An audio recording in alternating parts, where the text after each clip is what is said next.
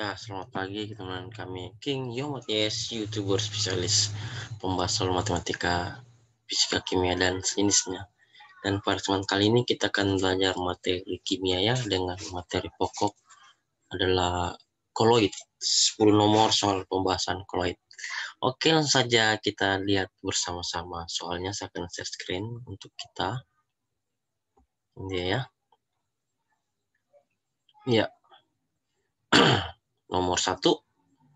Koloid kimia SMA part 1 pembahasan soal 10 nomor. Ini nomor 1 sampai 10 ya. Soal pertama adalah sistem berikut yang merupakan sistem dispersi koloid adalah bensin, air kanji, soda, air garam, atau sirup. Kita bahas. Nah, tapi sebelumnya alangkah baiknya menekan tombol like, subscribe, post and share, dan nyalakan tanda loncengnya agar setiap video baru yang kami upload Anda yang tahu.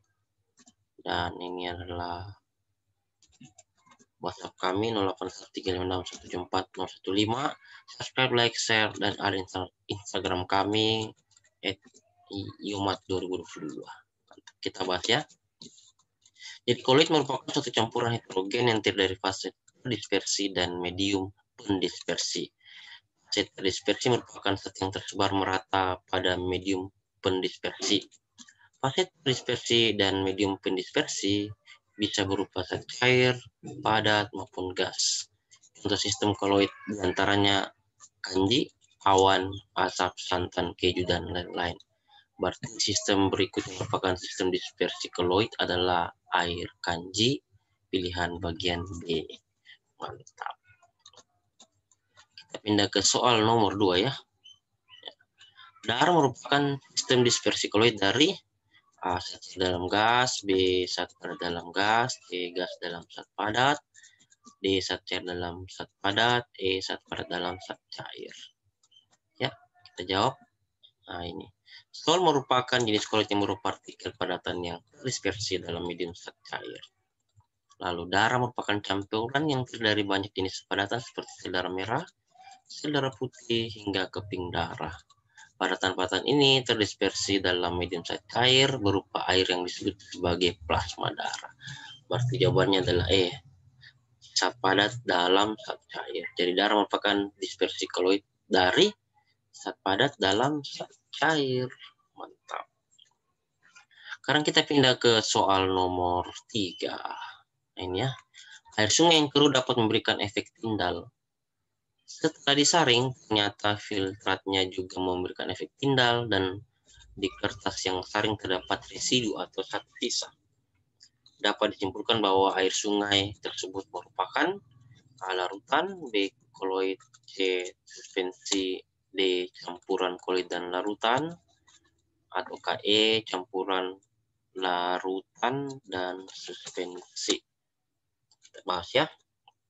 Ini sistem koloid merupakan suatu bentuk campuran atau sistem dispersi dua atau lebih zat yang bersifat homogen, namun memiliki ukuran partikel yang tersebar cukup besar, yaitu berkisar antara 1 sampai 1000 nanometer.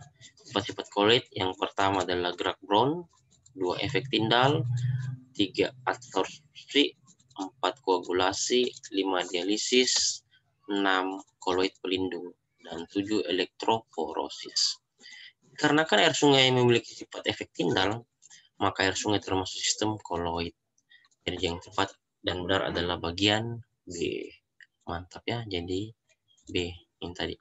Air sungai yang keruh dapat memberikan efek tindal setelah disaring, ternyata si filtratnya memberikan efek tindal di atas kertas saring karena terdapat residu. Dapat disimpulkan bahwa air sungai merupakan koloid ya, B. Sistem koloid. Kita pindah ke nomor 4. Asap merupakan sistem dispersi koloid yang terjadi A. dalam gas dalam zat padat, B. zat cair dalam gas, C. zat padat dalam gas, D. zat padat dan zat cair dalam padat, zat gas dan zat cair dalam padat, E. zat padat dan zat cair dalam gas. Mari kita bahas. Ya, tekan tombol like, subscribe, post, and share, nyalakan tanda loncengnya. Kita bahas ya. Jika zat yang terdispersi berupa zat padat disebut aerosol padat. Jika zat yang terdispersi berupa zat cair maka disebut aerosol cair. Asap, yaitu zat padat terdispersi dalam gas ya, merupakan gerombolan atom karbon yang melayang di udara. Berarti asap merupakan sistem dispersi koloid yang terjadi zat padat dalam gas ya. Ini jawaban tepat adalah Charlie. Mantap. Nomor 5. Sistem dispersi koloid dan larutan tidak dapat disaring. Sedangkan suspensi dapat disaring dengan kertas saring biasa. Sebab bagian A, partikel koloid lebih besar daripada suspensi. Bagian B, partikel larutan dan koloid dapat melewati kertas saring. Bagian C, suspensi umumnya dari zat padat dan zat cair. D, koloid sukar terpisah oleh gaya gravitasi bumi. Dan E, kertas saring bukan alat pemisah yang baik. Kita jawab ya. Nah, berikut perbedaan larutan, koloid, dan suspensi. Larutan memiliki ciri-ciri bersifat homogen atau sejenis ya. Semua partikel berukuran kurang dari 1 nanometer atau fase dan tidak dapat disaring dengan kertas saring. Itu larutan. Sedangkan koloid memiliki ciri-ciri yang bersifat homogen. Semua partikel berukuran antara 1 sampai 100 nanometer atau 1 kali 10 pangkat min 9 meter dan 2 fase dan tidak dapat disaring dengan kertas saring. Suspensi memiliki ciri-ciri bersifat heterogen atau berbeda. Partikel berukuran lebih dari 100 nanometer, 2 fase dan dapat disaring dengan kertas saring. Nah, berdasarkan ciri-ciri di atas dapat disimpulkan bahwa bagian ini partikel larutan dan koloid dapat melewati kertas saring karena berukuran kecil dibandingkan suspensi sehingga tidak dapat disaring. Lalu partikel suspensi dapat disaring karena berukuran lebih besar daripada partikel larutan dan koloid. Jadi jawaban yang benar adalah bagian B. Kita lihat kembali soalnya ya, kenapa bisa bagian B ini. Sistem dispersi koloid dan larutan tidak dapat disaring, sedangkan suspensi dapat disaring dengan kertas saring biasa. Sebab bagian B jawabannya ya, yaitu partikel larutan dan koloid dapat melewati batas kertas saring.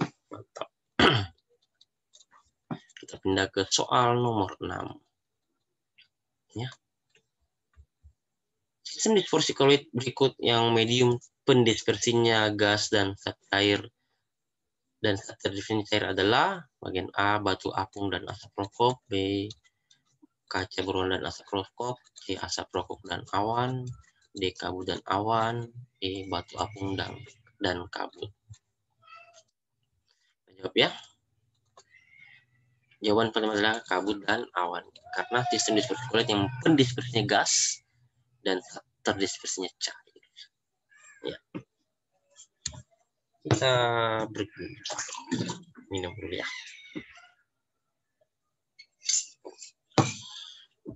Lanjut. Nomor 7. Asap, air susu, agar-agar, dan larutan FeOH3 merupakan contoh dari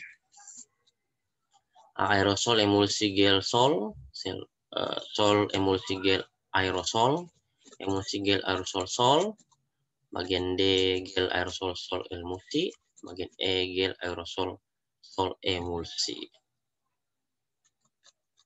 Ya, kita jawab ya. Koloid merupakan jenis campuran heterogen yang terbentuk karena adanya dispersi suatu zat ke dalam zat yang dicampurkan. Sehingga dalam koloid dikenal adanya fase terdispersi dan medium pendispersi. Fase terdispersi adalah zat yang mengalami penyebaran secara merata dalam suatu zat lain. Sedangkan zat yang menyebabkan terjadinya penyebaran secara merata disebut medium pendispersi. Pada koloid, fase terdispersi dan medium pendispersi bisa berwujud padat, cair, dan gas. Oleh karena itu, terdapat beberapa jenis air koloid sebagai berikut. Aerosol. Aerosol merupakan sistem koloid dari partikel padat cair yang terdispersi dalam gas. Jika zat yang terdispersi berupa zat padat, maka disebut aerosol padat. Sedangkan jika yang terdispersi berupa zat cair, maka disebut aerosol cair. Yang kedua, sol. Sol merupakan sistem koloid dari partikel padat yang terdispersi dalam zat cair. Yang ketiga, emulsi. Emulsi merupakan sistem koloid dari zat cair yang terdispersi dalam zat cair lain. Syarat dari dua cairan ini bercampur adalah kedua zat tersebut tidak saling melarutkan. Yang keempat, buih. Buih merupakan sistem koloid dari gas yang terdispersi dalam zat cair. Kelima, gel. Gel merupakan sistem koloid yang setengah kaku antara padat dan cair. Nah, berdasarkan hal tersebut, maka sistem koloid yang terdapat pada senyawa tersebut adalah sebagai berikut. Asap itu adalah aerosol padat, susu adalah emulsi, agar-agar adalah gel, ini agar-agar ini gel, dan sol Fe3OH, FeOH3 adalah sol. Jadi jawaban tepat adalah A, itu aerosol, emulsi, gel, dan sol. Ya, kita pindah ke soal nomor 8. Ya. Sistem dispersi koloid umumnya sukar mengendap atau terpisah oleh pengaruh gravitasi bumi. Hal ini disebabkan oleh bagian A, adanya efek Tyndall, B, adanya gerak Brown, C, adanya zat pendispersi, D, bermuatan listrik, E, koloid dapat terkoagulasi. Jawabnya, dan ini nomor WA kami WhatsApp 0813517415. Tekan tombol like, subscribe, post, and share, nyalakan tanda lonceng agar setiap video baru kami upload Anda tahu.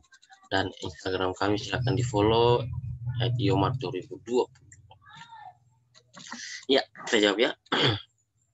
Gerak Brown yaitu gerakan dari partikel terdispersi dalam sistem koloid yang terjadi karena adanya tumbukan antar partikel tersebut. Gerakan ini sifatnya acak dan tidak berhenti. Gerak Brown merupakan salah satu faktor yang menstabilkan koloid. Karena partikel-partikel bergerak terus-menerus, maka gaya gravitasi dapat diimbangi. Sehingga koloid tidak dapat mengalami sedimentasi atau pengendapan. Jadi sistem dispersi koloid umumnya sukar mengendap atau terpisah oleh pengaruh gravitasi bumi disebabkan oleh adanya gerak Brown. Jadi jawaban tepat adalah bagian A, adanya gerak Brown. Ya. Dari soal tadi bahwa sistem dispersi koloid umumnya sukar mengendap atau terpisah oleh pengaruh gravitasi bumi. Hal ini disebabkan oleh B, ya, adanya gerak Brown. Mantap. Kita berpindah ke soal nomor 9.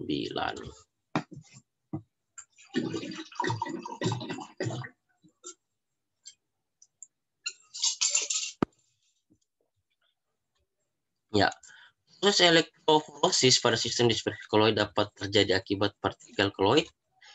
Bagian A, mengabsorpsi muatan listrik, B, bergerak oleh muatan listrik, C, mengalami penggumpalan, D, melepas muatan listrik, dan E, bercampur dengan larutan elektrolit. Kita jawab ya. Iya, Anda betul. Kita bahas. Salah satu sifat koloid adalah elektroforosis. Ya. Elektroforosis adalah pergerakan partikel koloid di bawah pengaruh medan listrik. Partikel-partikel koloid dapat bermuatan listrik karena terjadi penyerapan ion pada permukaan koloid. Kestabilan sistem koloid disebabkan adanya muatan listrik pada permukaan partikel koloid. Sedangkan karena adanya gerak Brown, pada peristiwa elektroforosis, partikel koloid akan dinetralkan muatannya dan digumpalkan pada elektroda. Partikel koloid bermuatan positif akan bergerak ke elektroda negatif dan sebaliknya, sehingga partikel koloid menggumpal di elektroda. Contohnya adalah ini, pengendapan partikel debu pada cerobong asap pabrik dengan alat Cottrell.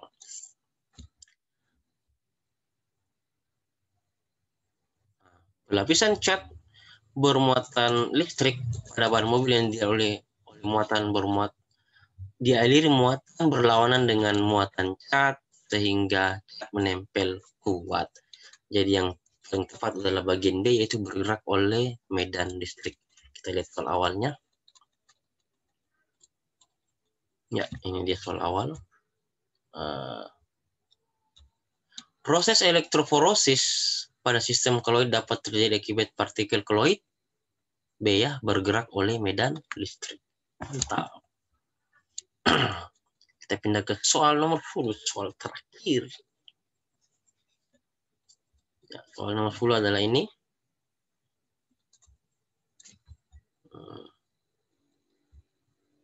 Ya. Faktor-faktor berikut yang menyebabkan terjadinya koagulasi pada koloid kecuali A. Pemanasan, D. B. Adsorpsi, C. Penambahan elektrolit atau koagulan, D. Pendinginan, E. Pengadukan. Kita jawab ya. Ya, Anda betul. Mari kita bahas bersama-sama.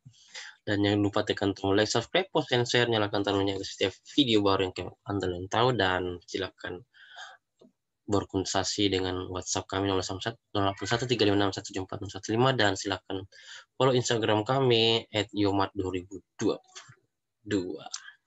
Nah, kita jawab ya. Dispersi koloid dapat mengalami peristiwa penggumpalan atau koagulasi. Peristiwa koagulasi pada koloid dapat terjadi akibat peristiwa mekanis atau peristiwa kimiawi. Peristiwa mekanis misalkan pemanasan, pendinginan, atau pengadukan. Sedangkan peristiwa kimia misalnya adalah menambah zat elektrolit.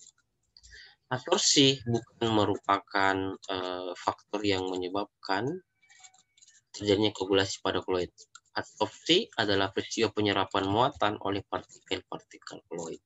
Jika koloid mengabsorpsi ion-ion yang bermuatan positif, maka koloid tersebut akan bermuatan positif. Nah, koagulasi adalah penggumpalan partikel koloid sehingga membentuk endapan. Faktor yang dapat menyebabkan terjadinya koagulasi pada koloid antaranya adalah sebagai kita ulang lagi ya, pemanasan, pendinginan, penambahan koagulan, elektroforosis, pencampuran koloid yang berbeda muatan, 6. Aktivitas enzim atau mikroba. Jadi jawaban yang tepat adalah B. Adsorpsi.